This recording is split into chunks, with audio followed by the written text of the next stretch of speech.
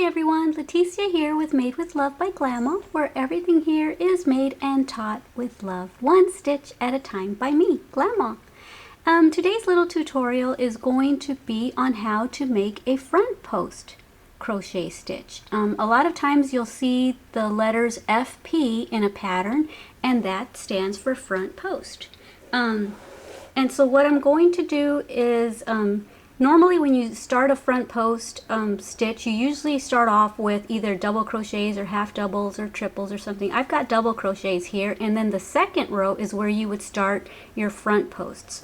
And let me show you something that I've made using front posts. I made this hat for a craft show that I was having.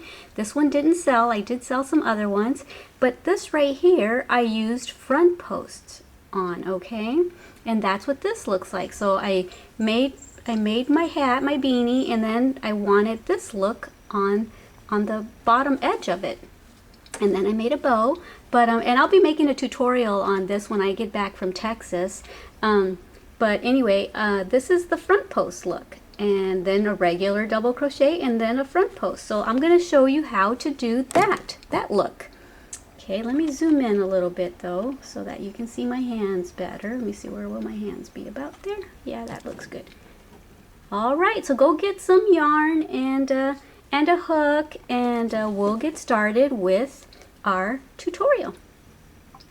Okay, so let's say you've already got your yarn, your hook, and you've already done your row of double crochets that they're asking you to do. Let me zoom out a little bit. Okay, and so what you would do at the end of the row, you would chain up your 3 if you're making a double crochet like I am.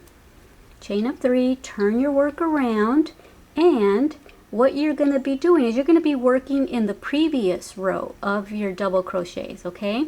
So what you would do is you would yarn over, and for a front post, you would go to the right side of that double crochet of the previous row. You see the spaces between your double crochets? Well, you're going to go into the right side of that one, the very next one. You're not going to go into that one, okay? You're going to go into this one right here. You're going to go into there on the right side to the back, and then go behind it and come out the left side, and this is what it should look like. See? So you've done that, and now you're going to yarn over, and you're going to pull it through. You're going to yarn over, and you're going to pull through 2 loops, yarn over, and pull through 2 loops. Okay, and that's a front post. And the reason it's called front post is because it brings that double crochet post to the front. You see? See how it's kind of got like a little 3D effect? It pops up. It's brought to the front.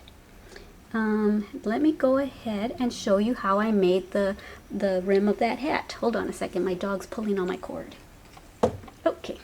So now what I did to get this look right here is the next one is I did a regular double crochet into this next stitch. Okay, so I just did a regular double crochet, and then the next one I did a front post. Okay, so I went in through the side on the right side, came through the back on the left side, yarned over, pulled it through, yarned over, pulled it through, yarned over, pulled it through. And that's how I got this effect right here. Let me do this whole row with you. Okay, so now we're going to go into the top of that next double crochet and just make a regular double crochet. And then on the next one, we're going to do the front post. See, there's the stitch that we just worked on top of. We put a regular double crochet on that one, and then the next one right here, we're going to go in through the side, come out through the back, out through the other side, yarn over, pull through, yarn over, pull through 2 loops, yarn over, pull through 2 loops. I have to excuse any noise that you might hear in the background. It's my little 3-pound Yorkie. I put all of her toys into a little a doggy playpen, and I put all her toys in there, and she loves to go in there and pick the toy that she wants to play with, and then she comes out. So that's what you heard right now. I've got newspaper down on the bottom of that playpen. So anyway, if you hear noise, it's usually my dogs wrestling around. So okay, we just did a front post. Now we're going to do a regular one on top of that next stitch. Okay, and now we're gonna do a front post. Just basically you're just picking up that double crochet post is all you're doing. You're just picking it up, and now you're doing a regular double crochet. Okay, it's very easy. It looks very intricate and detailed, but it's really not difficult at all. You can do it. Okay. If I can do it, you can do it. I've only been crocheting about 7 months, so I know that if I can do it, y'all can. That's how you do a front post back, or a front post. I'm not showing you back post yet. I'm going to do that on the next tutorial, but that's how I got this effect for the hat that I made right here. Is like this. See, I did front post, and then I did a regular double crochet, and then front post, and then regular.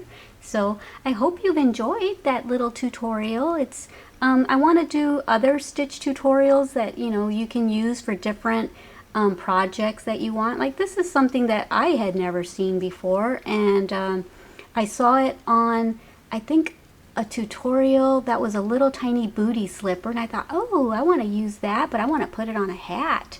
So I took that little tutorial idea and ran with it and made other stuff with it. But prior to that, I hadn't seen this stitch before. I had seen working in the back loops or working in the front loops to get kind of this effect, but I like this better because I don't know, it just makes it a little stretchier. Like if you wanted to put this on the bottom of a glove, or at the wrist of a sleeve, or at the bottom of the waist of a sweater, this works out really nice.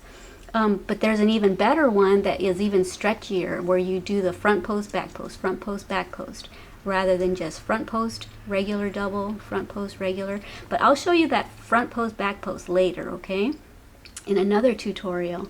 So anyway, like I mentioned, I am going to Texas on Monday. Today's Friday, pizza day, yay! And I'm gonna go get to see my Glamour girls, and so that's where I'll be next week, Monday through Friday. And so when I get back, I want to make more fun stuff. I'm gonna make a tutorial on this hat, and I also want to, let me see if I can zoom out again. I came up with this Hello Kitty hat that I want to make a tutorial on. I even put ears on it.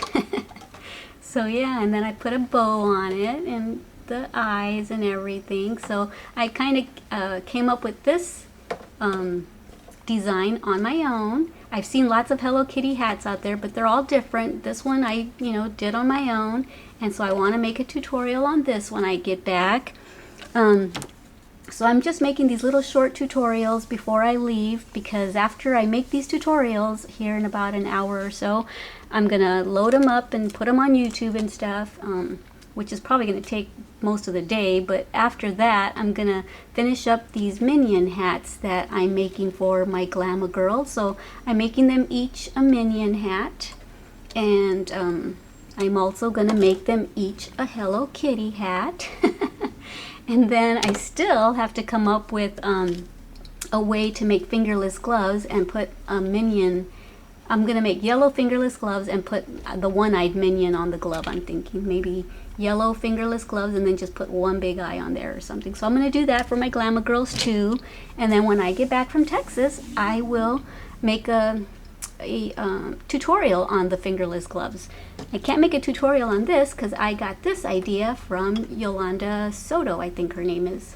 So I got that from her, so I'm going to take that idea and put it on fingerless gloves.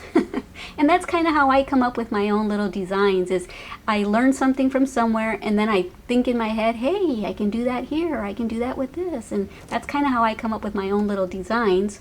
So okay, I hope you enjoyed this tutorial on how to make a front post stitch. Now you know when you see FP in a pattern, you know that it stands for front post.